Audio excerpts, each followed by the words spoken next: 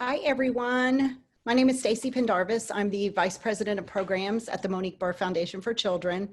As many of you know, our primary mission is to provide the best comprehensive evidence-based and evidence-informed prevention education programs for youth to help you protect them from bullying, cyberbullying, digital safety, all types of abuse and exploitation. We've reached just over 3.5 million students since our program started in 2010. And we, on behalf of the entire MBF team, I would like to welcome you today to our 5th session of Let's Talk About Prevention, where we've tried to bring professional development and education and information to you over the summer since so many conferences were started. We've had some amazing speakers so far. And today we have Guerry, and I think Rich is going to raise the bar. So let's get to it. Let me introduce you to our speaker. Guerry is the founder and executive director of the nonprofit organization, the Institute for Responsible Online and Cell Phone Communication, also known as IROC2. Richard holds a bachelor's degree in marketing and advertising from Rider University, and throughout the 1990s, at the height of the technology revolution, he served as an interactive marketing executive. In his tenure, he encountered the darkest areas of the internet and discovered countless individuals unknowingly being manipulated and schemed, and their content being stolen and exploited. As a father of 2 young children and an avid user of digital technology himself, he decided to make a change and start a new revolution centered on technology called digital consciousness. In 2009, Richard left corporate America and applied his vast experience and knowledge of internet safety to serve as the executive director of IROC2. He now travels across the country speaking to digital users, young and old, regarding the importance of practicing a digital consciousness in every aspect of life to avoid any current or future digital challenge.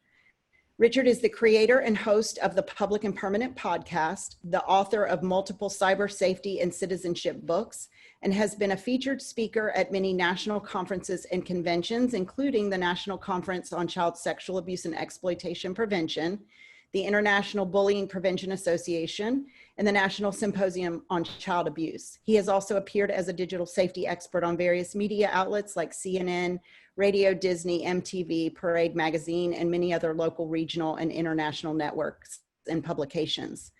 Rich is a wonderful friend and partner of MBF. We actually teach his phrase and mindset, public and permanent, in our prevention programs, because it's the right message to teach kids, and we don't believe in reinventing the wheel. And hearing him and watching him speak live is such a remarkable experience. But with COVID, we're bringing you the next best thing, and that's Guerry via Zoom. So with that, I will say welcome and thank you, Rich. And we're all looking forward to learning more today. So I'm going to let you take it away. All right. Well, ladies and gentlemen, thank you so much. Hopefully you can see me. Stacy, thank you so much for the introduction, and thank you to everybody who's joining us today. Let me just say, my experience with Monique Burr Foundation for almost a decade now has been a privilege. The amount of work that we've collaborated on and the alliance that we have to help so many people across the United States, I have no words. So I'm privileged to be here today. I thank the Monique Burr Foundation. I thank every single person who's watching this, because I know you have a lot of things you could be doing with your time. So I appreciate the fact that you are taking the time to spend your time with us today. I'm going to start sharing my screen in just a moment because we're going to get started. I'm going to give you guys about 3 hours of information in about an hour. All right. So with that said, let's just dive right into it. But again, I do want to thank everybody for your time today. And also, just to, if you didn't know, I'm from New Jersey. So I often like to say I'm loud and obnoxious, and I talk super fast. Hopefully you're highly caffeinated. Let's get started. So ladies and gentlemen, this is what we got going on. We got a lot of people who passed out very powerful digital tools, but we forgot to give any mindset on how to use it. And today what we're going to do is we're going to talk about a mindset that you can employ both as a parent, a teacher, a role model, a leader. You can bring it to the next generation so that we can use technology responsibly. What I'm going to give you is what's known as the golden rule of the 21st century. It's really the information that should have been given to every human on this planet on day one. It should be on the packaging of every app, website, download, digital tool, gaming system. You know, when I go into elementary schools, a lot of times I'll ask like 3rd graders or 4th graders, I'll say, hey, How many of you know it's not healthy to smoke? And everybody raises their hand. And I say, well, why is it you know it's not healthy to smoke? And here's what we always come to. Early smokers got hurt, created information about smoking for today's smokers to learn from, right? Then they'll say, well, how many of you know, how many of you are athletes? A lot of people raise their hand. I say, well, athletes, have you ever heard the word concussion? And they say, yeah. And I say, well, why do you know about concussions? Because when I was growing up playing lacrosse, you could be laid out unconscious for 20 seconds. They wouldn't even call a timeout for you. So why are we learning about concussions today? Well, it's because, ladies and gentlemen, early athletes got hurt, created information about concussions for today's athletes to learn from. Here's the point I'm trying to make for you. Fair or not, first generation always pays the price for the next generation. And fair or not, as the first digital generation, this is what we see happening to us and our youth every day. We are collectively the guinea pigs of technology, and through all of our actions with evolving technologies, through our decision making, we are creating statistics of promise and pitfalls for the next generation to learn from. The goal of our program today is to help all of us help ourselves as mentors and leaders and help the next generation become one of the many statistics of promise, not pitfalls, that will come out of our generation. So when the next generation of humans is sitting in history class, learning about the pioneers of technology, which, by the way, is you and your students, they're going to discover you and your students as the pioneers of technology, and they're going to find you guys did some amazing things. The golden rule of the 21st century everybody should have been given is this extremely important mindset right here. Am I okay with what I'm about to put into a world built for communication, being public and permanent? You're going to hear me say that a lot today, and I apologize for the redundancy, but sometimes you've got to be annoying to drill something into somebody's brain. Now, does public and permanent mean that every single thing, every text, photo, message, and snap you and I send will absolutely be public and permanent? No. But as we all know on this webinar, it can be instantly, right? And why? Because that's why every one of you have technology. It's why you have it. It's why you love it. It's why you buy it. It's why you use it. Because, ladies and gentlemen, if something incredible happens to you or your family, and you want to share that incredible moment with other friends and family, especially during COVID when you might not be able to physically see them, you want to share it across space and time, you can. And we love it for that. Did something incredible happen in your life and you want to capture that moment? Maybe you are trying to capture for the next generation to understand what is happening today with COVID. You want to capture and save those moments? You can instantly, and we love it for that. The point is, when humans want to make things go public and permanent, because it might help them get into college, get a job, or flat out look like a rock star to billions of people, they can instantly. But do you know when problems happen for humans in a digital world? Well, just take a look at the press every day for the last, 2 decades. It's when a human takes a very powerful tool that they love because it lets them send things out when they want to, quickly and easily, but then they also use that exact same tool and they put things on it they're not okay getting out, not okay becoming public and permanent. This is when almost every single situation occurs, certainly every self-inflicted issue. While public and permanent is not an absolute truth, it is the 21st century version of a guideline we have all learned from a very young age. Playing with fire can burn. This right here is not an absolute truth. I can fool around with fire all day, this lighter all day. It does not mean that I'm going to get hurt. What it means is the chances that I'm going to get hurt are going to go up if I keep abusing a powerful tool. But this is true with any tool, right? A car, a drill, a hammer, a fork. It brings me back to my college days. If we have time, I'll tell you. The point is this. If you fool around with tools, we understand risks go up. And if we fool around with tools that connect us to billions of people instantly across space and time, risks go way up. You know, a lot of people say to me, I can't keep up with technology. I'm overwhelmed by technology. But here's the irony. Technology is actually one of the most simple things that's ever been invented. It's humans that continue to complicate it. So please permit me to simplify. Starting today, no matter what it is, if you're holding it, if you're wearing it, it's an app you've heard of or you've never heard of. If you can stop and think, and you can help a friend stop and think, you know what? What I put on this tool, I would be okay winding up public and permanent because it makes me look amazing. It's going to open windows of opportunity. If this is our mindset through time with a digital tool, not, oh my God, what if it gets out, but more, how do I develop skills to show the world I can be amazing? Then your students and you can be amazing every day. And you will find that technology can help us open windows of opportunity that past generations would have never thought possible. Cyber cruelty certainly is an issue that I'm sure everyone in this room, in this webinar is dealing with in your schools, maybe even in your home. I'm not going to spend all day on this because we just don't have the time. But what I do want to do is just share a few of the things that I think about before I type online. I am human. I get mad. And we are seeing a lot of crazy things, for lack of a better term, these days online, especially during COVID. So here are some tips for you to bring back to your community and to your school to really help people stop and think before they're going to be cruel online. Number one, I can't be in the head of the person that I'm about to be cruel to. We cannot read each other's minds. If we could read each other's minds, just think about how much money you would be making on YouTube or TikTok, but we can't. So how do we know what somebody's capable of? Are they going to show up to work, home, school with a weapon? You unfortunately don't have to look hard in the press to see people walking into public places, schools, malls, theaters, churches, synagogues with weapons. And the last thing that any of us need to do is wind up on somebody's list. This young lady right here at 17 years old was shot and killed in the street over a Facebook post. This guy right here was killed over a tweet. I mean, I don't know about you watching this, but I think it's pretty wild that somebody would take the life of another human being over a tweet or a Facebook post. But at the end of the day, it's really important we keep in mind and remind our students, we cannot be in the mind of somebody we're being cruel to. We cannot know what they might do to themselves, God forbid, or what they might do to us. But in addition to that person that I'm being cruel to, does anybody watching this have a relative who's a little out there, right? Like maybe they're just a little out there. Like these are the people that when the holidays are rolling around and things are usually normal and you find out they're coming to your house, you're just like, can't we just FaceTime, right? You'd prefer to Skype or FaceTime these people than have them in your home. We all have relatives like that.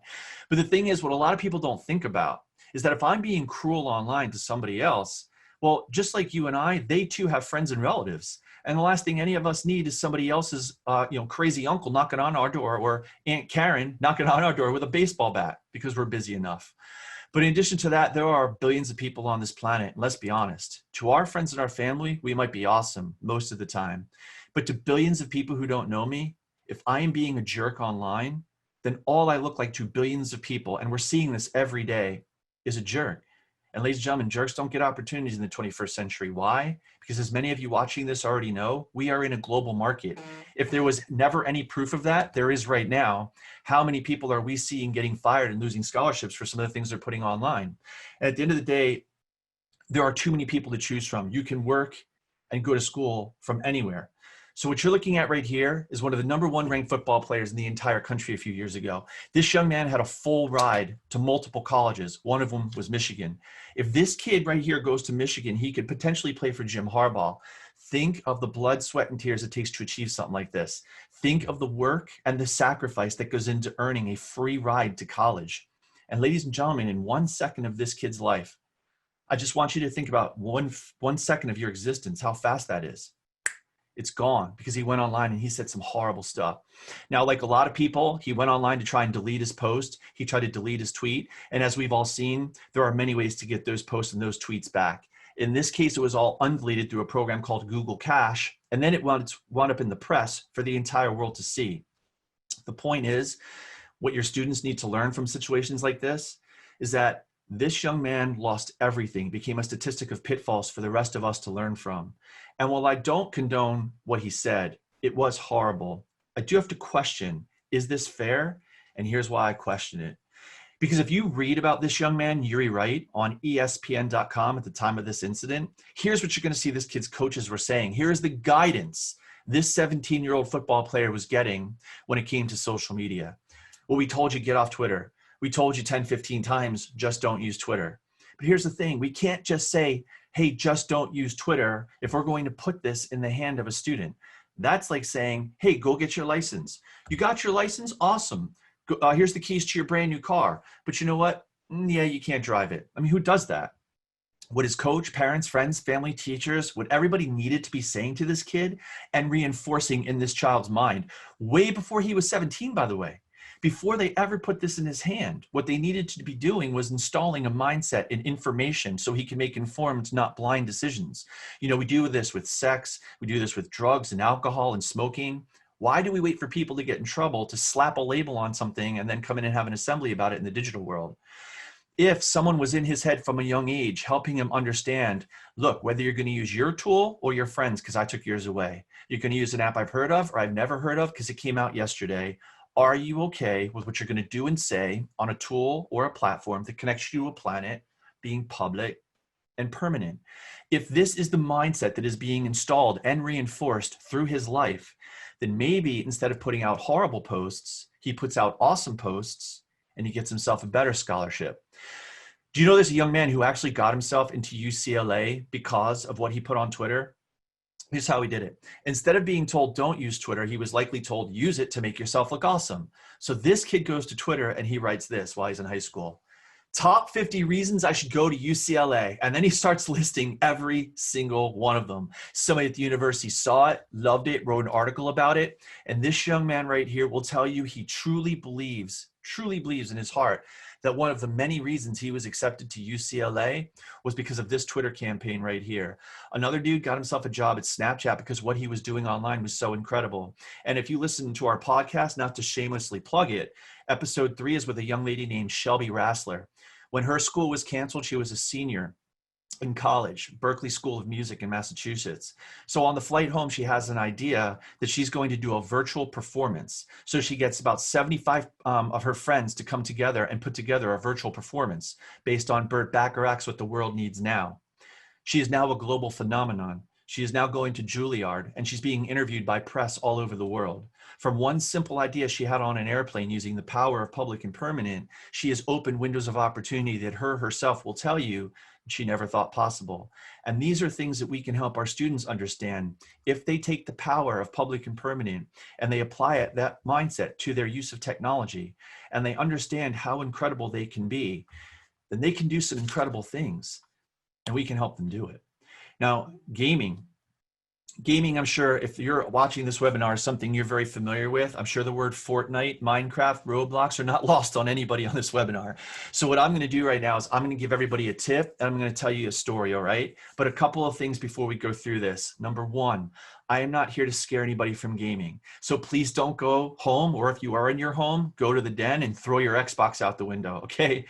That's not why we're here today. I don't want any hate mail. Why did my parents throw my Xbox away or my PlayStation away? Number two, I'm not here to scare anybody from gaming. I would never do that to remove people, especially educators, okay? So I'm not here to scare anybody from gaming, and I'm not here to say don't talk to people in gaming. It would be very lazy for me to sit here and say to you, just don't talk to people in gaming. If that's the rule in someone's home, that's the rule in their home. But what we as educators and parents and leaders have to understand is that a lot of the games that our youth and us play today require or incentivize gaming, communication and gaming. So we have to at least say, here's how you can do that with lower risk. So here's a tip. What I often tell people is, if you would not say it or take it in the local arcade, please do not say it or take it in the global arcade. Because honestly, what our students need to know is that the only difference between the local arcade, like Dave & Buster's, and the global arcade, there's billions more people here we don't know. And when a human starts oversharing personal information in this world, that is when risk levels will start to spike. Please help your students understand they need to be keeping the conversation to the game and only the game as much as possible. Because if they can do that, they can communicate here, just like they might go to Dave & Buster's and they might be playing a game at the same time with a complete stranger they don't know. Well, red flags aren't going up if they're keeping the conversation to the game. And it's no different here. If we can help them understand, no matter what, keep the conversation to the game, that will keep your risks low, then they can communicate in this world and keep their risks low, and gaming can be what it's supposed to be, which is fun. I'm going to tell you a story right now that you can bring back to your community to help you help your students understand and your children understand why this tip is so important. So a few years back, I was at a Crimes Against Children conference in Madison, Wisconsin. And when I get done speaking, there's a 16-year-old and his mother who approach me. And they say, we're at this conference to tell this story. So her son played World of Warcraft, and he played with his best friend and 3 other kids in the school. So they all know each other in school. So when the 5 of them are in the game, they're flowing very freely because they all know each other. But they're forgetting about the fact that other people can hear them. Now, there was a 6th person that none of them knew. And the 6th offline, none of them knew. They only knew him from the game. And the 6th person would like to hang out with them in the game. And so sometimes when you're playing a game to grab people's attention, they might say something that's funny. They might say something that's inappropriate, or they might say something like, hey, I got basketball tonight at 6, guys, so I can't play much longer. And one of the kids playing might say, yeah, me too. I got practice at 6:30, so I can't play much longer. And the person might respond, you play basketball? I had no idea. Where do you play basketball? Maybe I'll play your team sometime. Now he knows where they go to school. Hey, I found an awesome link in YouTube. Man, you guys got to see this. It's hysterical. Or, oh, this is hysterical in TikTok. This video I just found, it's awesome. But I'm not going to be in the game to hang out with you guys tonight. So do you have a way I can DM it to you? Can I text it to you, email it to you? So they might send over the ways that this person can send over the YouTube or the TikTok link. Now he knows how to reach all of them outside of the game. Well, after the course of some time, this 6th person that none of these 5 kids knew said, do you want me to buy you stuff in the game? I would love to buy you stuff in World of Warcraft. And every one of them said, yeah. When I'm talking live, I often ask people, if I had 5 16-year-olds sitting in front of me and I said, would you take a box from a stranger at the airport? They're usually going to tell me no, right? I mean, you get arrested if you try that at an airport, but they're not thinking that way yet in the game, because as advanced as we think we are with technology, we're actually still in its infancy and we're just not thinking the right way yet. So in this case, instead of them saying no, like they would in an airport, every one of them said, yeah, you could buy me stuff in the game. As soon as they let him buy him stuff, he said, you guys took something from me, I want something from you. But he didn't want money as payment. What he wanted each of these 5 16-year-old males to do was take a nude photo of themselves and then send it to him as payment. 3 of these kids were so scared by what they were reading, they never told a parent, they never told a teacher or a law enforcement officer, they never copied, printed, or saved the evidence, which if you're watching this, if you or your children or your students are a victim of harassment, you always copy, print, and save the evidence. But they didn't do any of this. 3 of the kids were so scared, they took a nude photo of themselves and sent it to a complete stranger, praying to God he would just leave them alone. Ladies and gentlemen, this is the start of an extortion case right here, because somebody like that gets a photo of us, they're going to hold it over our head and ask for more. That's what the odds are. So please help your students understand they cannot be sending a photo like that, because now that person has leverage. And if they have sent that photo, it's very important they communicate to a guidance counselor or a law enforcement officer, because they're going to need help minimizing the damage. But I'm not telling you this story because of the 3 people who sent the nude photo. I'm telling you this story because of the two kids who didn't. The 2 kids who did not send the photo is the kid who is telling me this story in Wisconsin and his best friend. And ladies and gentlemen, if you want to look this up online and teach this to your students, here's where the press will kick in about this story. Look up these 5 words: Trevor Lucas, World of Warcraft. And this is where the press kicks in. So the kid's best friend's mom gets a knock on the door. It's a cop. We need to talk to your son. We think he's in trouble in World of Warcraft. She's like, World of what? I don't even know what you're talking about, and I have no idea who you are. But I do know the local sheriff because this is a small town. So if you're going to talk to my kid, I want him here. I don't know you, so I want to see your badge. That was brilliant. So the cop says, I have to go to my car to get the badge. She calls the police to bring out the sheriff. When the cop comes back from the car, he doesn't pull a badge, he pulls a weapon. She slams the door, he flees the scene, police catch him. When the police catch him, they find a gun on his person, a gun in his trunk with ropes, plastic sheets, tasers, ties, and some other things I won't go into. When they investigate who is this guy, they find out his name, Trevor Lucas. Where does he come from? Worcester, Massachusetts. When they go to this guy's house in Massachusetts, they find even more horrible things, including a ditch in his property.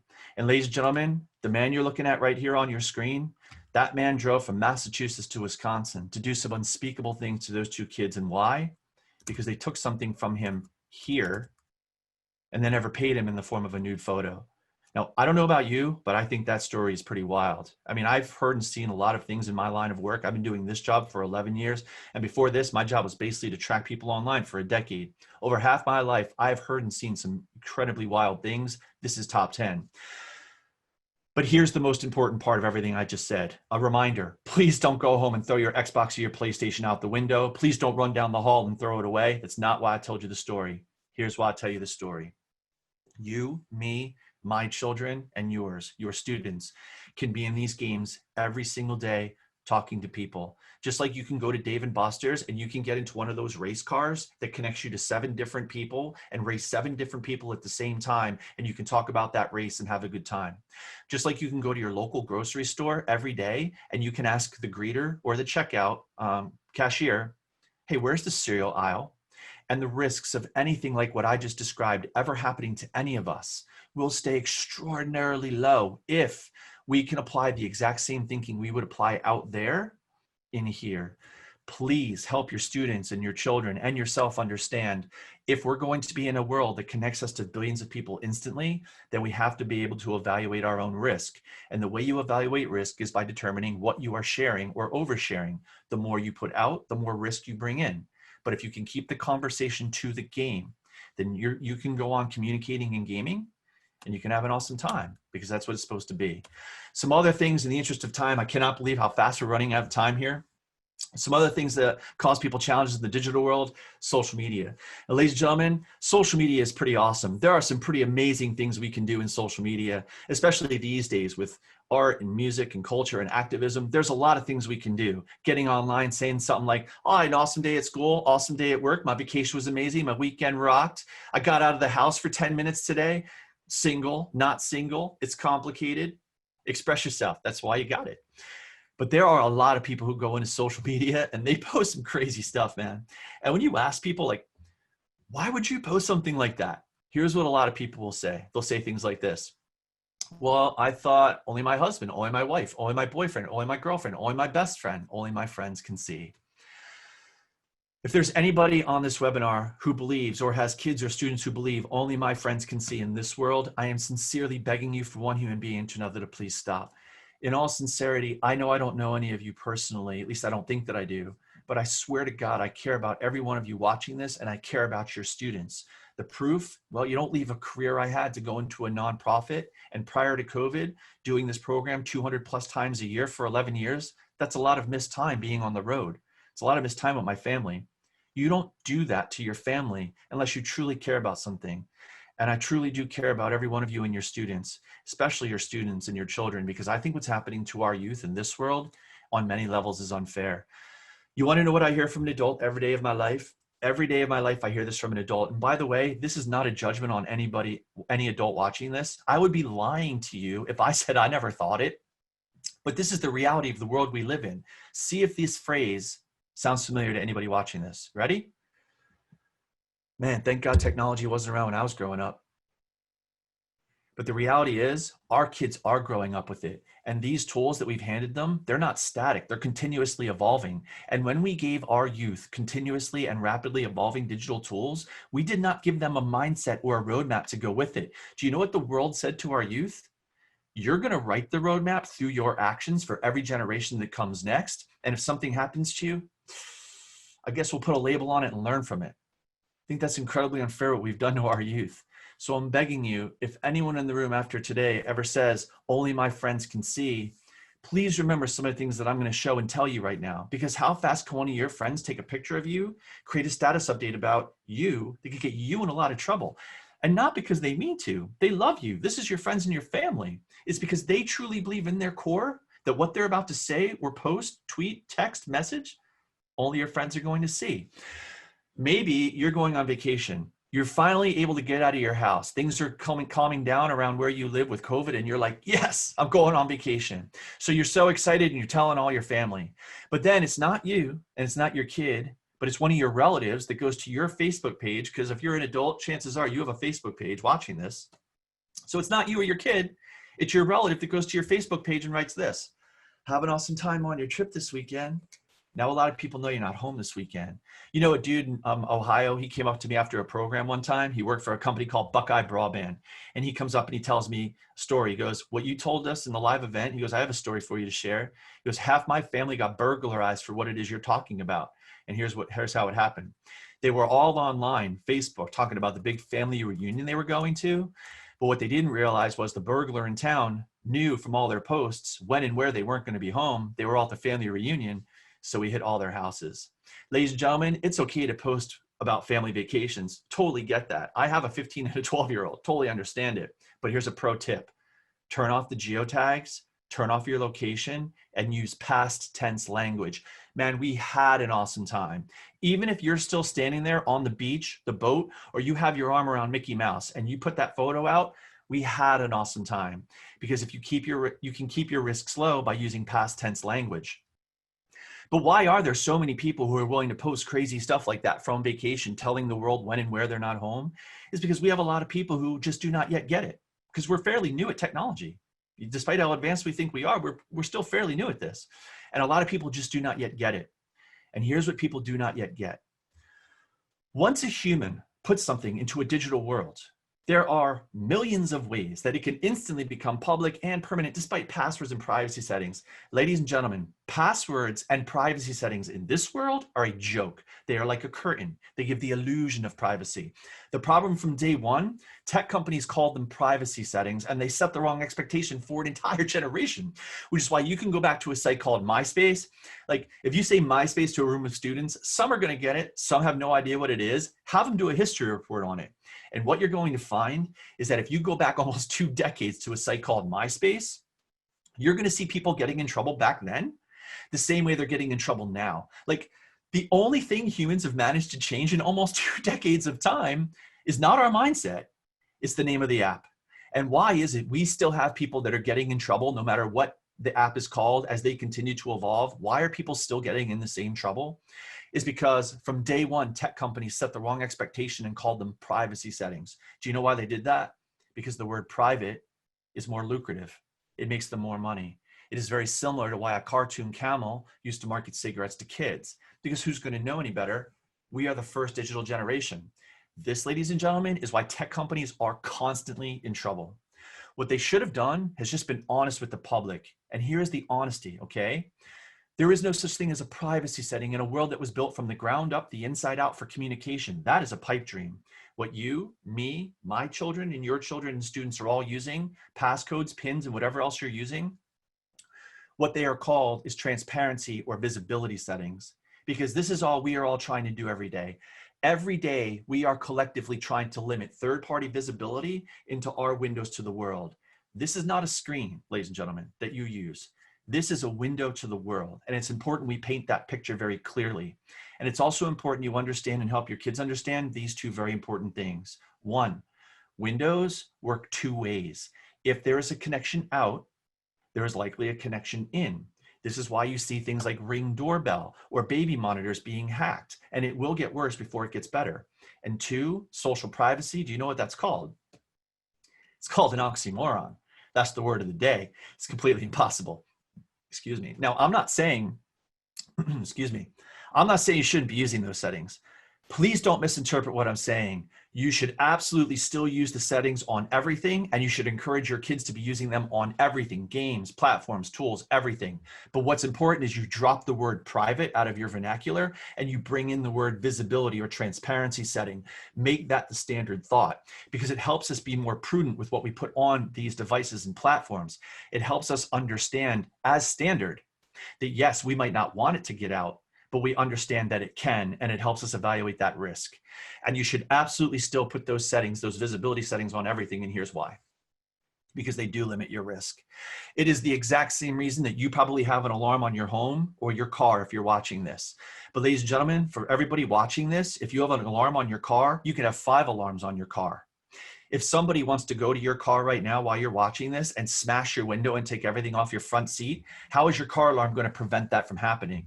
Next time you go to a public place, if you see a sign that says don't leave valuables in the car, park at your own risk, take a picture of that sign and make that picture a teachable moment. Help your students or your children understand. The reason the sign is in that parking lot is because the corporation knows no matter how good the car alarm, there are ways to get things out of the car.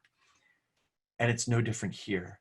So please help your students understand no matter how many alarms they put on that device to keep stuff right here. And there are alarms to do that. People use passcodes, they'll use pins, they use biometrics like face IDs and thumbprints and fingerprints, which by default puts our biometrics in somebody's database.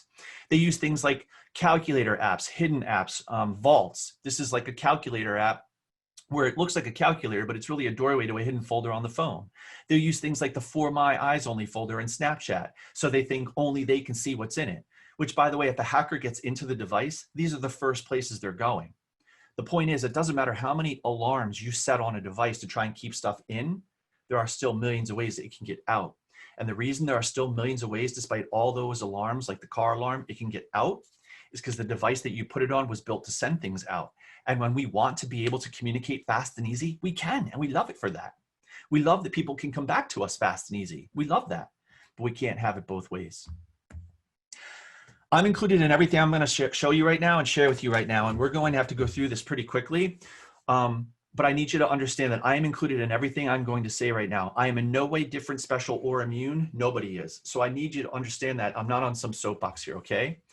And I say that because I'm going to say something that some people find surprising. You can show me any device you want right now. We are not in the same room physically. Space and time does not matter with technology. You can show me any device you want right now. You can show me any platform you use. You can show me any kind of security you have. You could tell me you have a Ghost app, a Vault. You could tell me you have encryption, VPN, Tor. It doesn't matter. And I could show you 1 million ways how it is on your platform or your device or mine can wind up on this screen in this webinar right now, 1 million.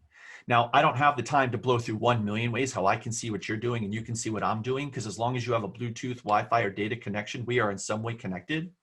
I can't possibly show you every way what you and I do in this world can get out. But let's just say I could astound you and I could show you 1 million ways that can happen, because I can talk pretty fast and I'm slowing it down for you today. I cannot possibly show you every way what you, me, or anyone else puts in a world of communication can get out. And here's why.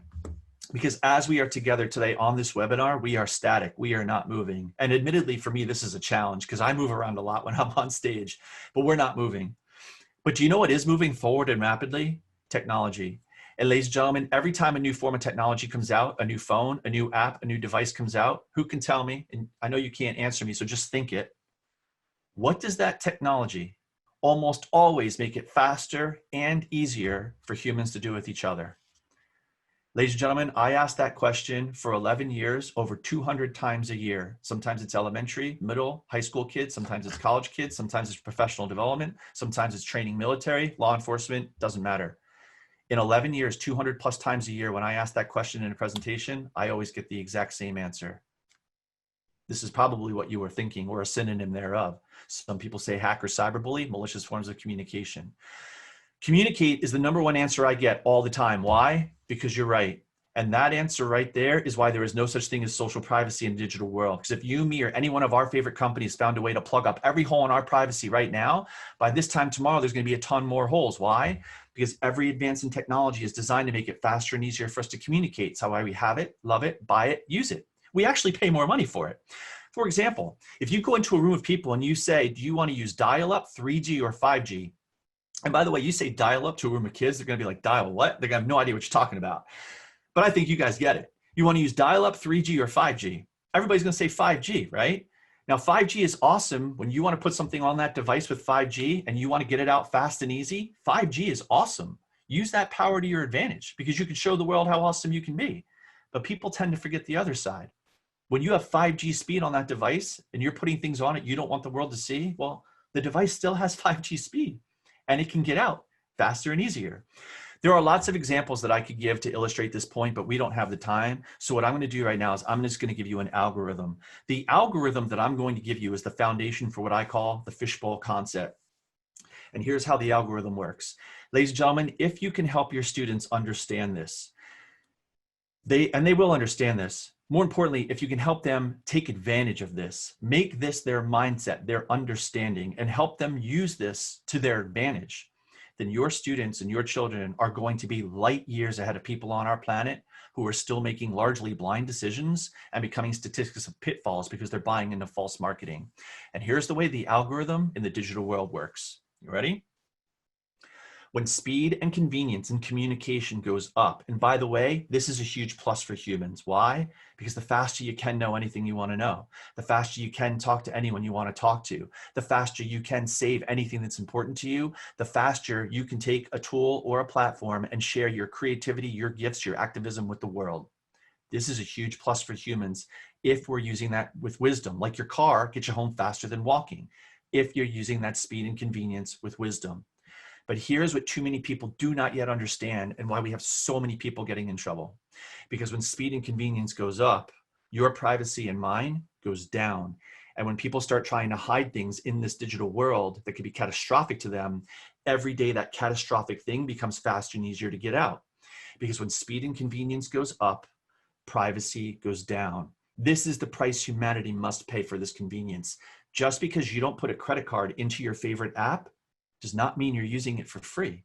And this right here, ladies and gentlemen, is why we see so many people getting in trouble when apps come out and say through their marketing things like this. Your content is private, encrypted, anonymous, and will disappear until that private, encrypted, anonymous, disappearing content is rolling through social media, rolling through your school, winds up on the dark web in front of a hacker, in front of a cop, in front of a teacher, in front of a parent, or in the 10 o'clock news. Because when speed and convenience goes up, privacy goes down. I'm going to give you a quick example of this, okay? A lot of people have Facebook, a lot of people have Google accounts, and everyone on this webinar knows that there's a lot of sites and games out there that require you to log in to sign up for different services. But the sign up process for a lot of services is a real pain in the butt, right? Like, see if this sounds familiar to you. You have to push sign up, then you have to pick a username. You got to pray to God your username is still available and you're not going to add 4 numbers to it that you're never going to remember. Then you have to do password, confirm password, email, cell phone address, blah, blah, blah, blah, blah, blah, blah, blah, blah. And when you finally get to the bottom of the sign up form, you're praying to God there's no red letters that say you did something wrong, start over. And then even if you clear the first page, there's a CAPTCHA. Are you a bot? Let's find out. Click all the boxes that have cars. And on the bottom there's 2 boxes and there's 1 car, but that car's bumper, it's splitting 2 boxes. And you're sitting there wondering, which box do I pick?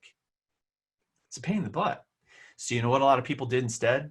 They pushed 1 button to log into multiple sites and games. You know what the 1 button was? You see it every day. Log in with Facebook, log in with Google. You know what happened to those people's speed and convenience? Way up. They were able to log in instantly. You know what happened to their privacy? Went way down. They sold or shared their data. Wasn't that long ago, if you didn't have a data connection, you couldn't get online. You were screwed. But today, everybody's got public Wi-Fi, right? The hotel, the airport, Starbucks, grandma, everybody's got public Wi-Fi. So the speed and convenience of getting online went up. You know what happened to people's privacy? I mean, hackers are just sitting in airports and hotels looting people left, right, and sideways because public Wi-Fi is completely unsecure. Privacy went down. For anyone in the room who has an Amazon, you may know about the Echo drop-in feature. If you don't, I'm going to describe it for you really quickly here. Usually I ask a student to do this, but obviously we don't have the time and we don't have students. This is an illustration of 1, why we have to have our visibility settings set on everything. 2, please remember that Amazon is not the only people who have this technology. And 3, even if you don't have Amazon in your home, you or your students or your children might be in a home that does. I'm going to give you an example using Amazon Echo's drop-in feature of speed and convenience and privacy. Amazon Echo drop-in is basically an instant intercom system. You can literally drop in on somebody. Here's how marketing might go. You have a parent in the kitchen making dinner. You have a kid upstairs doing homework. Maybe they're working on TikTok. They're trying to duet with Charlie D'Amelio because they're trying to get TikTok famous. And their parents are trying to call them down for dinner, but they can't hear them because they're up there dancing. So instead of screaming through the house, they just do this. Alexa, drop in on, let's say, Michael's room. As soon as somebody drops in on somebody else through Amazon Echo, you can instantly hear everything that's going on in the room. If there is a camera in that Echo, you can see after a few seconds everything that's going on in the room. The person you dropped in on does not have to accept the drop-in. Not that long ago in an audience, a young lady in 8th grade comes up with a microphone in her hand in front of 1,000 students and faculty members, and she does an amazing job of describing for her classmates what Echo drop-in is. And then she adds this tidbit in front of her entire school. Yeah, me and my friends, we listen in on my brother all the time. He's got no idea. Amazon Echo drop-in feature, where just in a few words, you can be jumped across space and time to connect to anyone, anywhere. What happened to speed and convenience? What happened to the person's privacy you just dropped in on? Do you know how previous generations have learned the algorithm I'm giving you today? We cannot have our cake and eat it too.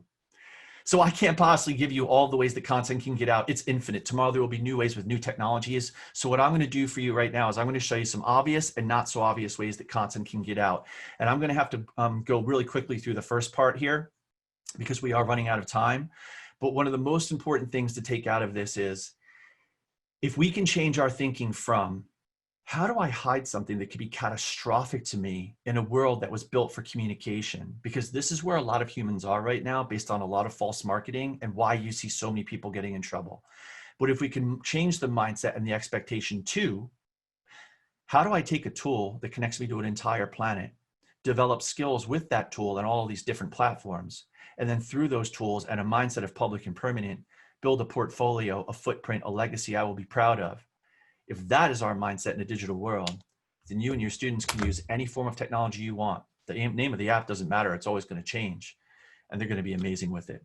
All right, let's quickly look at some obvious ways things get out, just to, again, build this digital mindfulness, show us the tip of the huge iceberg of the infinite ways that things can get out. Again, just some things that you can bring back to your school or remind your students as to how things can get out. This gentleman right here, he meant to post a photo to his girlfriend only. He accidentally posted it to Facebook. This guy's picture was online for less than 10 minutes. He is now a news item.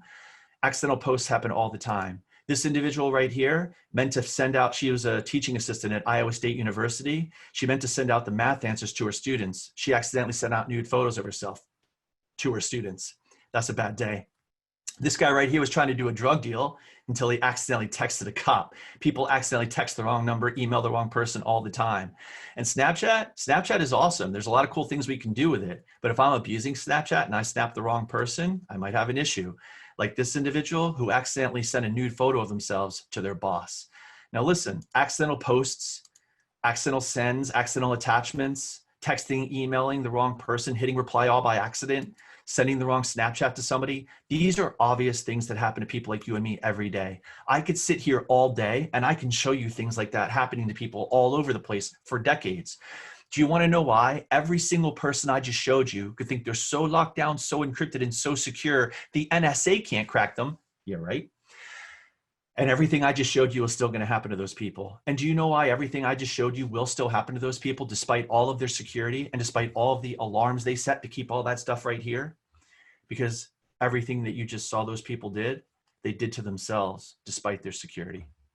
I spared you the ultra obvious, like you could be hacked. Your friend could get hacked, it means you'll probably get hacked. Your family member could be hacked, it means you'll probably be hacked. You could lose it, it could be stolen, pocket dial, pocket tweet, pocket Facebook. I could go on, but we don't have the time.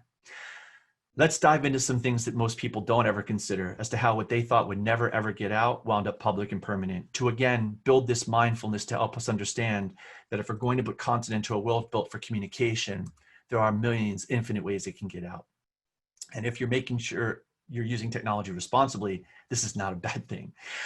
So many people break technology. I don't know about you, I've broken multiple devices in my time. You can see how many cracks there are on this phone, right? And when people break tech, they don't know how to fix it, so they send it out to be fixed. But sometimes they're not thinking about who's fixing it. This is Best Buy's Geek Squad, who was caught again while fixing their customers' tech, seeking, finding, and sharing inappropriate photos of their customers and their friends and putting it online. Here's some people from Apple allegedly doing it. Here's some people from Verizon, if it loads, allegedly doing it.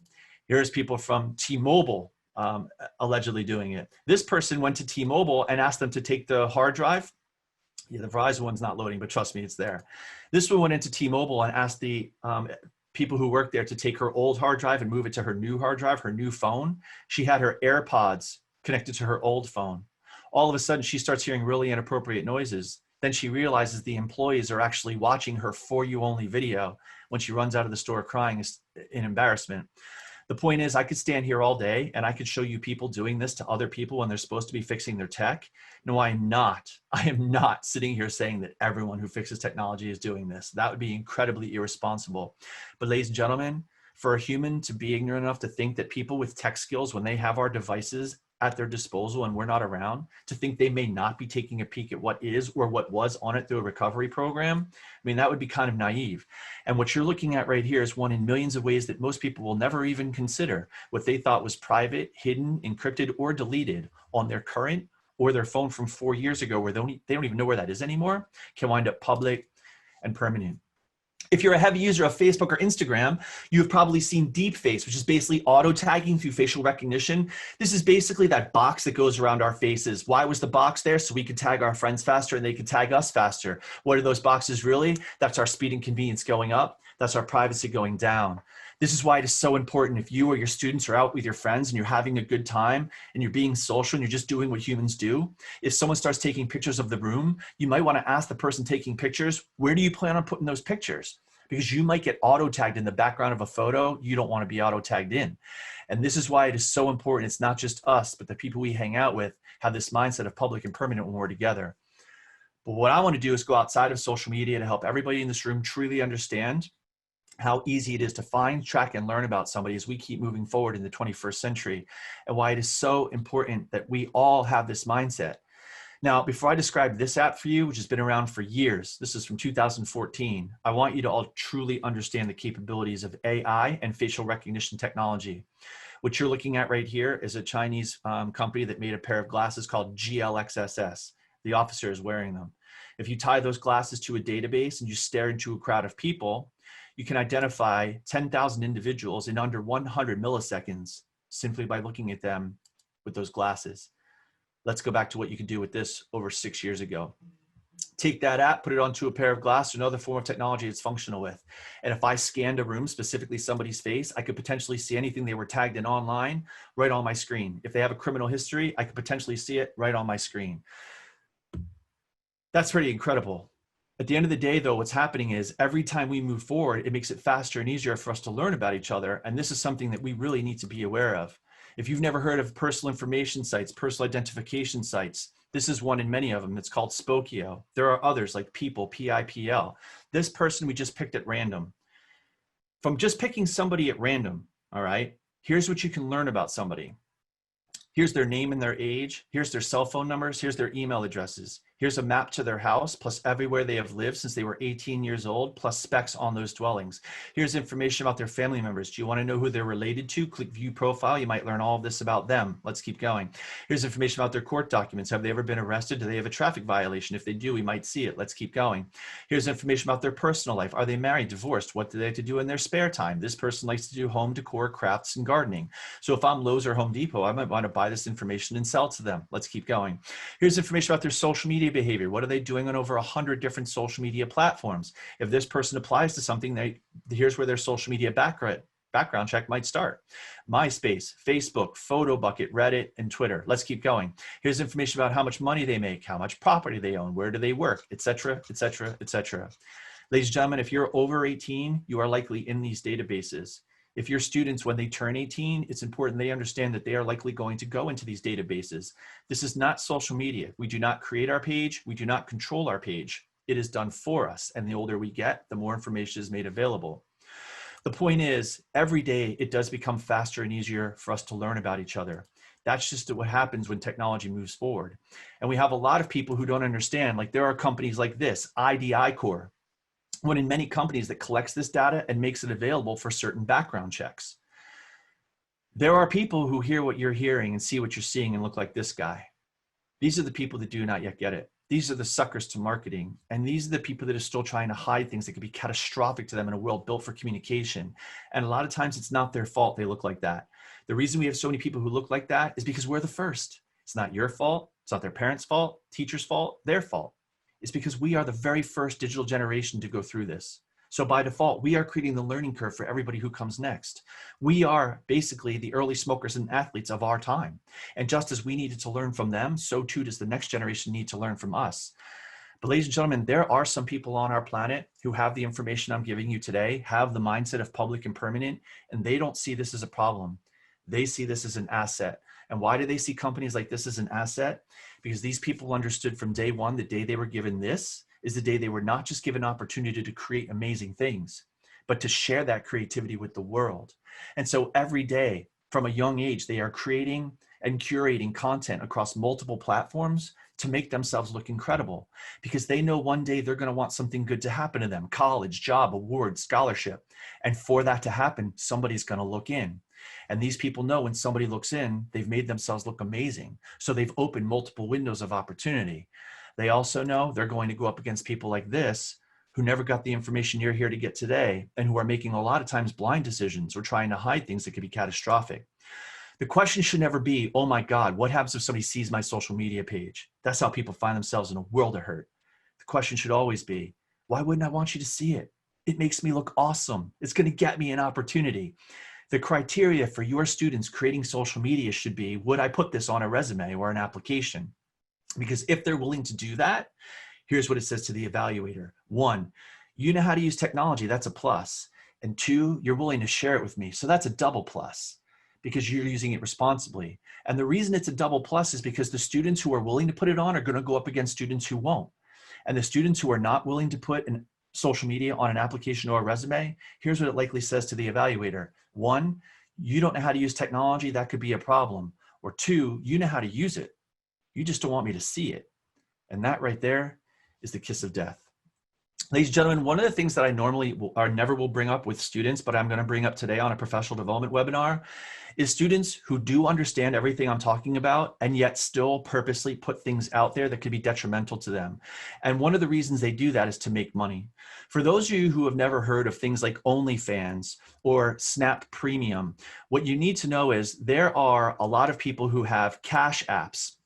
And they put these cash apps inside of their social media accounts. And sometimes it'll say Venmo, sometimes it'll say Patreon. And the reason they're doing this, if you see a cash app in a social media bio, you have to have a red flag that goes up.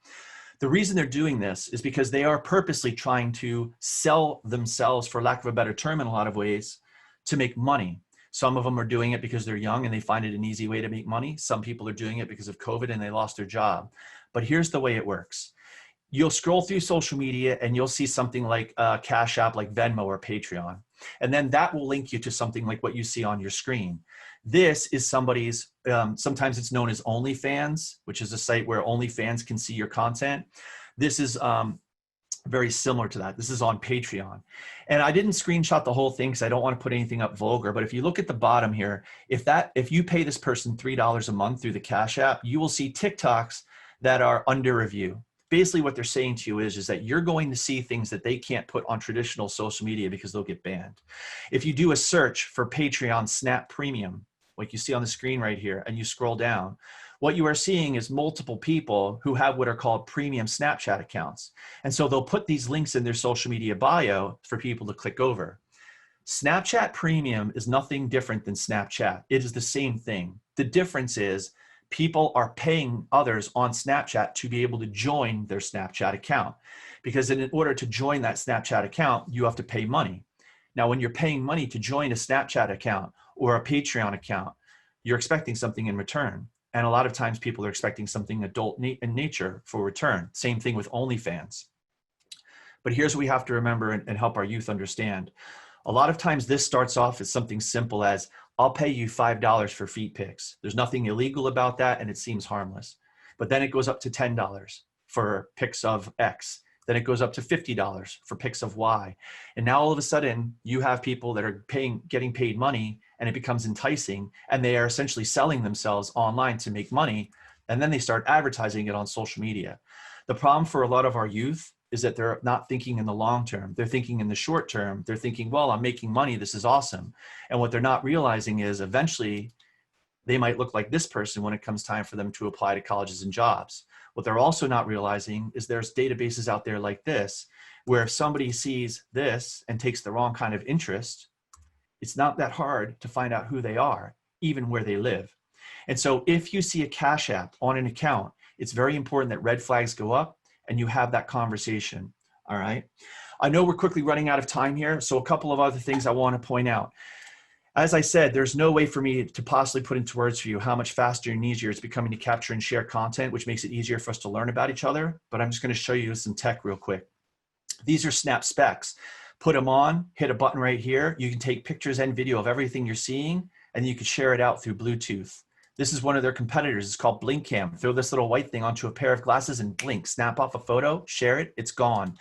Samsung, Sony, Google fighting over patents for contact lenses that have cameras, AR, and other things built right into your eyes. This is a pendant that you wear around your neck, record everything you're seeing, everything you're doing, everyone you're talking to. You can literally capture, share, and save your entire life hands-free. The point is, ladies and gentlemen, if you want to be able to go out and be normal and be human and have fun, if you want your students to be able to go out and be normal and be human and have fun, and you don't want other people filming you because all they have to do is look at you to do it. If you first want people to stop and think, like if you're at karaoke night with, singing a little Neil Diamond, right? If you first want people to stop and think first, you know what you're doing is hysterical. But if I film you and share you right now, let me stop and think. Could this get you thrown out of school, cost you your job, cost you your family, cost you your friends, cost you everything, your reputation? Would you want this made public and permanent?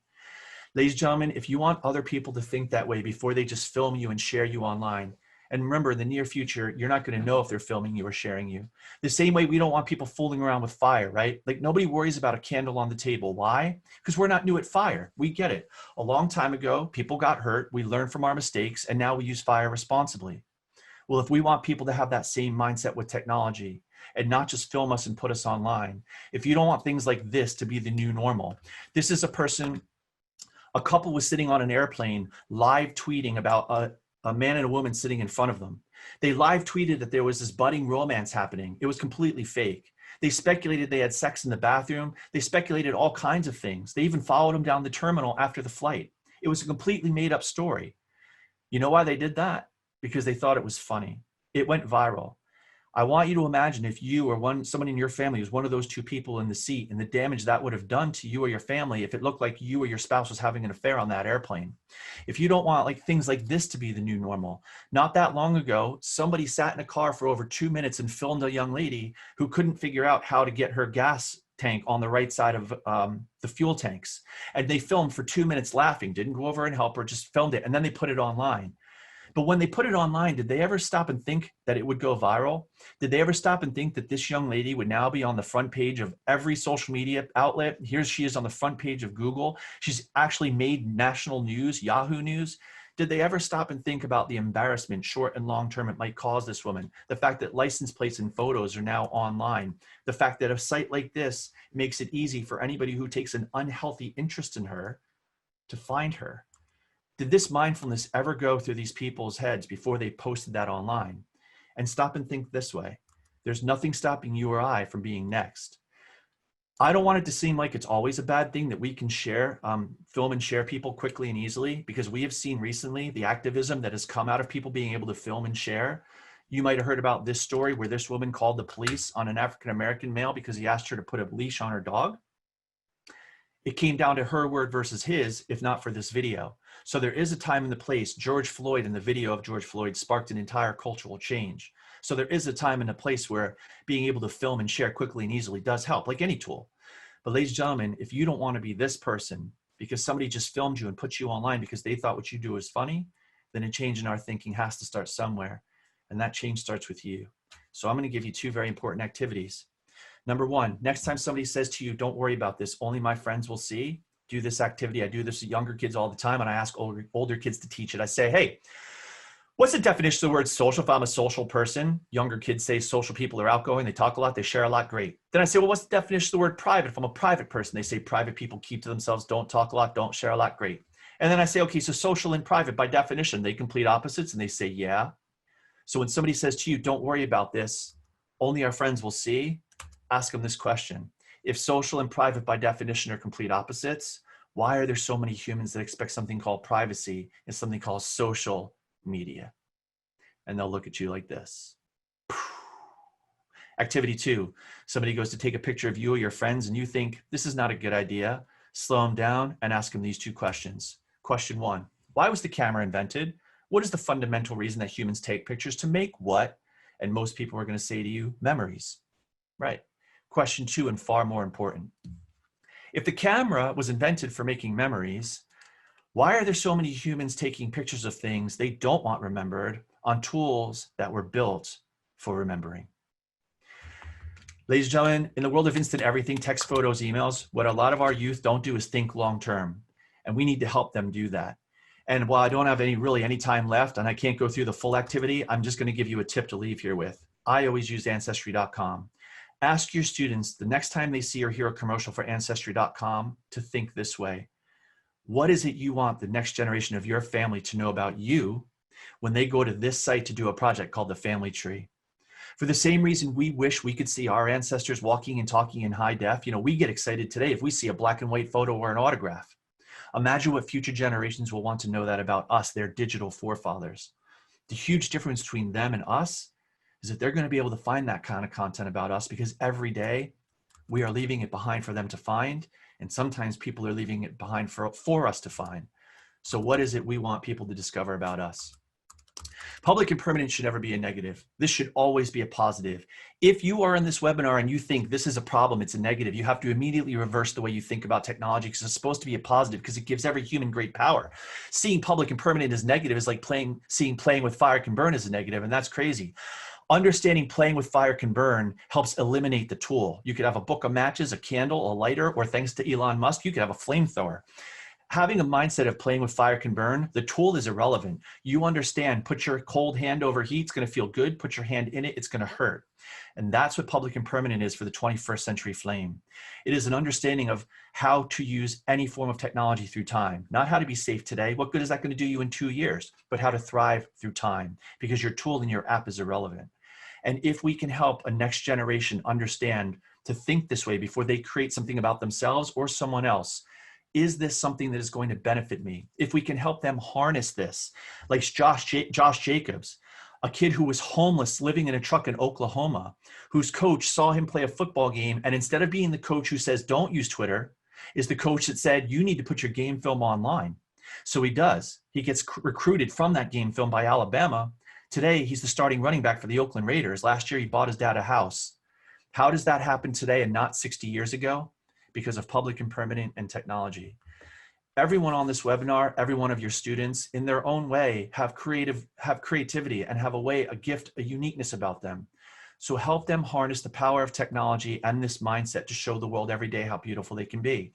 Help them remind them daily to create things that they are going to be proud, to one day show the next generation of their family, and have the next generation of their family show them when they do a history report on them. Please help your students every day use public and permanent to show the world that they can be amazing. What I always say is, please remember public and permanent, please use public and permanent, please teach public and permanent, and remember, you can use this mindset to rock the world. I want to thank every single person who's watching this today for the generosity and the privilege of your time, and again to the Monique Burr Foundation for allowing me to take your time. Cheers. Thank you so much, Rich. That was, I mean, I've seen you present a million times, well, maybe not a million, but a lot. And, I always learn new things. If you have a specific question for Rich, he has been gracious enough to give us his email. You can email him. We got a question about our text messages private, and someone else followed up with saying, how can someone hack a text message and send a message as if they're you, if they don't have the actual phone? Yep. So there's a couple of, I'm going to answer that in a couple of ways. One, text messages. So it's all about minimizing our risk, right? So if I'm going on vacation today and I text my friends in a group text, hey, I might not be available for, a week or so, I'm going offline. That's much lower risk than if I go to social media and put it out there, right? Because now there's an entirely larger universe that can see that. Now, if one of my friends went and put onto my social media page, hey, have an awesome time, now they have elevated my risk. Other times what people will do is they will create clone sites, like they'll clone a site, or they'll clone an account or make an alias account using somebody's photo, and they'll basically pretend to be them. And then they will use that fake account to send out messaging.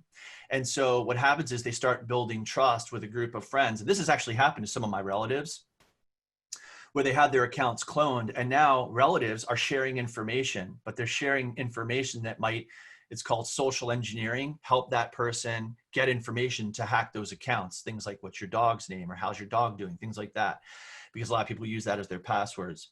So cloned accounts are something you also have to be very wary of. If you find that you're getting messages from somebody and it just doesn't seem right, it doesn't sound right, text the real person, or DM the real person, or the old account, or maybe give them a phone call through another platform and let them know, because a lot of times if it doesn't seem right, it's not right. But there are ways to clone phones. And so that's how somebody outside of social media, and that's how somebody might be able to pull something like that off. One of the things that I had to kind of blow through is there is security you can get for your phone. A lot of phones have it installed already. iOS, you just have to keep your patches, your operating system updates, and your security is built in. If you have Verizon pre-installs security. I'll see if I can pull it up for you right now. But I pay for Norton Mobile. A way that you can find security for your phones is go into the App Store or Google Play, and you can do a search for security. And these different forms of security will actually scan your phone when things are on and off of it. And that will help you discover if somebody is installing something on your phone to take control of it, to hack it, things of that nature. So for instance, this is Norton Mobile. I know it's really hard for you to see on the web camera, but this is what I use. And then I also use Verizon. It's called Verizon Digital Secure. This came with my phone. A lot of people don't realize that it's actually already on your phone. You just have to activate it. Right. So, yeah. Okay. So we got another question about, somebody said they don't share photos of their children on social media, but they obviously have them on their phone. Yes. And I know, so I use iCloud, right? Yep. Mm-hmm. And I know at one point I got like 7 pictures of people in my iCloud that weren't my photos. I don't know where they came from. So how secure is it to keep photos on your phone and or then to use like photo services? Right. So that's a great question. And I use Shutterfly myself. I mean, I have every single photo that I've ever taken. My children are 15 and 12. So the amount of photos that are on Shutterfly, I'm putting it out there now. But the point is, when you have stuff on a phone or on your iCloud, like a lot of the celebrities that got hacked, it wasn't their phone that got hacked, it was their iCloud that got hacked. And what happens a lot of time is that people will have things on their phone and they hit delete and they think that's the end of it. And what they don't realize is they have a backup, and there's a lot of different backups. Norton does a backup, iCloud does a backup, Samsung has a backup. Sometimes you know the backup is there, sometimes you don't. And what's happening is a lot of the content that we're deleting off of our phone, those photos we're deleting off of our phone, are being stored up in our cloud and we forget about them. And so people are getting the content through those platforms. What it's all really comes down to is, how do we keep our risk low? Why is somebody going to want to come after my iCloud? Why is somebody want to come after my Shutterfly account? And why that generally happens is, remember I was showing you earlier about like OnlyFans, or I was showing you about, right? A lot of times what happens is, if people put out a nude photo, or they have a nude photo leaked out, or something, they're doing something risque. You know, right now we have a lot of people on TikTok who are trying to be TikTok famous, and some of it is really creative, and some of it they're doing, it's kind of scandalous, but they're doing it because they want to build their followership. Well, the more followers you have, the more risk you have, and the more attention you call to yourself. And so now all of a sudden you see somebody who takes an unhealthy interest. That cloud is a target, because that cloud is less secure than your phone. And again, a lot of people forget about the fact that what they deleted off their phone is sitting up there in their cloud. And remember, again, I know I'm on a tangent here. Remember I said earlier, speed and convenience goes up, privacy goes down. Well, your cloud was supposed to be the speed and convenience. So if you lost your phone, if you broke it, you don't miss a beat. You can just bring it all down, right? But you got to remember, your privacy also go down a little bit, because stuff that you were deleting off your phone is being backed up and you may not even have been aware of it. And now it's more easily accessible. Right. Yeah. Okay. Okay. So another one, what about the cameras, the webcams on our computers? Can people really hack those, access our private lives, watch us? Yes. So the answer is yes. You can see right here, I have little webcam covers. Yes. I actually just got them.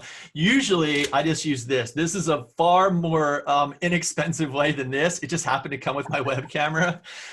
Post-it note is great. The answer is yes. It's called a remote access Trojan. And if somebody is able to install that on your machine, it gives them ability to utilize your machine from afar. That does include turning on your web camera. Does it mean everybody is being watched at all times? No. Is it possible? Yes. And what I'll say again is, a lot of the things that happen to people, it's based on their behaviors online and the type of attention they're calling to themselves. Somebody who has 1 million users or 100,000 followers on TikTok because they're doing incredible things with multimedia or special effects, things of that nature, they're probably going to have a lot less likely people trying to get into their system than someone who is getting their followers because they're dancing half naked or saying really outlandish things, right? It's all about the type of attention we're calling to ourselves. Do we have a social media profile that's calling colleges and jobs and scholarships and recruiters and things of that nature? Or do we have a profile that's calling people who are like, if that's out there, what else are they trying to hide? Let's find out. Right. Okay. So what about, someone asked about screen time for young children. And, how do we monitor that, or should we limit that? How do we teach healthy screen habits from a young age? Yeah, so great question. Number one, on iPhone and Android, there is the digital well-being service where you can actually see how much time is being spent online and even where. And I encourage everybody to utilize that, because not all screen time is equal, especially in the days of COVID. In other words, like my kids in some days had 2 hours of school, some days they had 5 hours of school. And so you're able to see what are they doing online and why are they online for so long. If you're looking at the digital well-being report and you're seeing, or you're communicating, and I can't stress enough, communication is key. It's where it all starts. If you're communicating with them, why were you online for 8 hours today? And they're like, well, school. Then, all right, for me, you have to have trust to have technology. So but if they say, well, I was video chatting, or I was on YouTube, or I was on TikTok and I lost the track of time, that's where, again, not all screen time is equal, but it does matter. And that's why communication is key. One of the things that I always like to use as an analogy besides fire is cars. You have these 2 yellow lines that separate us on the road, right? And there's a social contract. We know, do not cross that yellow line because you have traffic going both ways. Now, if I'm getting in my car to go to the grocery store, from here to there is maybe 10 minutes. I have to travel that road. Now, I can be driving very defensively, but that doesn't mean that I can control anyone who's texting and driving or drinking and driving coming at me. I can only control my risk and keep my risk as low as possible on that 10-minute car ride, right? And think of this in terms of the car ride being your screen time, 10 minutes of screen time. Now, let's say I'm driving from New Jersey to Florida. Now my time goes from 10 minutes to 10, 15, well, more than 10, unless you're doing 100, 15 hours, let's say, right? So now that 15-hour car ride, again, I might be driving defensively, but I am increasing my risk because I'm in the car for a longer period of time, and there's a higher chance of people coming at me, texting and driving, drinking and driving, whatever. There's risk in anything we do. So it's kind of the same principle. The longer you are online, the more risk you will incur. Right. So not all screen time is equal. If you're online doing work for 5 hours and you're with your school in Google Docs, your risk level is going to be super low. If you're online for 5 hours and you're in Fortnite, your risk levels are going to go up. And so that's the way I try and explain to students. And another activity, just because if we have any elementary educators on here, another activity you can do to try and build this mindfulness with your students. I often, when I talk to elementary kids, I go around the room and I say to them, let's say I put something on my digital device or my social media account that I don't want the world to see. You guys tell me how it can get out. And if you do that as an educator, you will have some incredible answers. Most kids are going to say hackers, but usually between 3rd, 4th, and 5th grade, you'll get a lot of hacking, but you're going to get some really good answers. And what I always do is then flip that around on them and say, well, if all of that can happen to me, right? Everything you just said to me, if it can be stolen or I can send it to the wrong person, well, then can it happen to you? And can it happen to your friends who have access to your information? And so I know that wasn't exactly an answer to that specific question, but I wanted to throw it in there in case we had any elementary educators on here. Because like I said, I have 3 hours of info and an hour to do it. Right. And I love that message that you use to give kids. Like, we're not saying don't do it. We're not saying don't use it. You just have to evaluate your risk and then weigh your risks. And if you're willing to take that risk. But in that same vein, and somebody asked this question, which I thought was interesting. So if we're working with at-risk youth, and I think of that in terms of like these young kids that are going online, like you said, and trying to monetize their content or whatever, how do we teach them that the risk isn't necessarily worth the short-term gain? The long-term risk isn't worth the short-term gain. Yeah, so that is where I always try and use, I don't know if you can't share can I share my screen? Would that be a problem? No, go ahead. I'm going to share it real quick. That is where I always try and use this right here. Can you see Ancestry? Ancestry.com. Okay. Well, if you can't see it, it's okay. You can just go to Ancestry.com. Oh, there you go. Yeah. Okay, cool. This is where I always use this. A lot of people I've heard say over the years, well, what would you do if your mom or your grandmom was behind you? Would you still do it if your mom or your grandmom can see it? And I understand that perspective. But I also talk to a lot of kids who are at-risk youth who don't have a mom or a grandmom. Right. And then also they're kids. They're thinking in the short term, not the long term. Right. And so I use this, and I also use VR. Like I'll use VR goggles, and I hold them up as a prop, and I'll say, imagine if you could put on VR and you could be dropped into a world where you could see any moment in history before you were born. So you're not reading about it. You are literally witnessing history, or you can meet a relative or see a relative walking and talking in high def. And I try and paint this picture for them using Ancestry and VR to illustrate that for the same reason we crave this knowledge about our ancestors and previous generations is the same reason that the next generation of our family is going to want to see that about us. And so I try and make that clear, because when I see people putting that Cash App out on TikTok, or they're looking to make that fast money, again, they're kids and I understand why. I try and really help them understand that that one day is not just going to go away. And not only that, and I should have said this during the regular presentation, but you know, a lot of times what's happening is you'll have a couple people who will chip in to subscribe, and then they steal the content. They screen record it or screenshot it, and then they put it in Reddit or they put it online. And so all this stuff that was supposed to be paid is getting stolen and put online anyway. And once it's online, it's very hard to get off. So my answer to all of these situations like this is I really, even for people with special needs, for younger kids, I try and help them think about the long term, because their parents and their grandparents, they may have no respect for them, or they might not even have them. But do they have a hope? Do they have a future, something they want in the future? And I try and help them understand that's something they have to be looking forward to, and trying to adjust what they curate for. If you, again, not to do a shameless plug here, but episode 6 of our podcast, episode 3 is a young lady who changed her entire life. The lady I told you about in the presentation, who did What the World Needs Now, the virtual orchestra. Right, right. Episode 6 is about a teacher, a principal, who actually wanted to hire a teacher because of her Instagram. It's like a 5-minute podcast, but it's a great listen for students to understand that nobody's saying you shouldn't be using Instagram. The question shouldn't be why I shouldn't be using it. The question is, what are you doing on it? So I'm sorry. I was going to ask, but I think you might have just answered it. Is the podcast appropriate for your kids and teenagers? It is appropriate. There are course that we recommend for youth. Yes. So the podcast is definitely okay. There are 2 episodes where we say there is parental discretion is advised. Okay. One has to do with sex crimes. It's from the sex crimes prosecutor in Florida. And she really goes through, for parents and educators, how people can become victims and what she sees as a prosecutor. Again, right. Red flags. The other one is a human trafficking survivor, and she details her story. And her whole point is she's an activist to help people understand that sex trafficking happens in plain sight, especially online. And I don't need to tell Monique Burr this. You guys know this. But those are the 2, and that's actually a 2-part episode, but it will say parental discretion advised before. Okay. But yeah, everything is definitely age appropriate. And like I said, from episode 6, you can actually learn as a student, wow, this girl right out of college was getting a job because of what she did on Instagram. Right. Yeah. Well, I'm sure I could continue to find questions. We're almost at 2, so I'm going to go ahead and wrap up. But I just want to say to everybody, you know, once COVID is over, I'm sure Rich will get back on the road.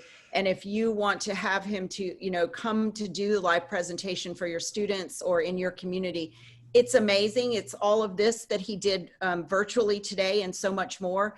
And I really think, as I've been looking at comments, even adults, you know, it makes us think differently, but I think it definitely helps kids start to think differently about technology. We could go on and on forever. And I know there's still a lot of people online. So clearly this is a topic that, you know, we're all interested in. But thank you so much, Rich. And thank you everyone for joining us. We will post the webinar, and we've recorded this whole Q&A section as well, so it will be included. And we have a lot more resources, and Rich's site, irock2.org, correct? It is, yep. And we'll be launching a virtual version of our live event. We're going to be doing it virtually as well, live for schools. So they can learn about, yeah. So in COVID times, we can yes. Your message. Great. Yeah, I won't be traveling to the stage as much as I'll be doing this, but we will be doing that. But thank you so much for the privilege of today, both Monique Burt's, you know, a decade of alliance, and I appreciate it. And thank you for allowing us to use your message in our curriculum. You know, I think we could have tried to come up with some way to teach digital safety, but your message just, it's simple, it makes sense, it's relevant, it's timely, timeless, and you know, we get great feedback on it. So we appreciate your partnership as well. So thank you so much. Thank you, everyone. And we hope to see you next week with Susan Kennedy from the National Center for Missing and Exploited Children. So with that, we'll say goodbye. Be well, everybody. Bye, Cheers. you too. Thanks, Rich.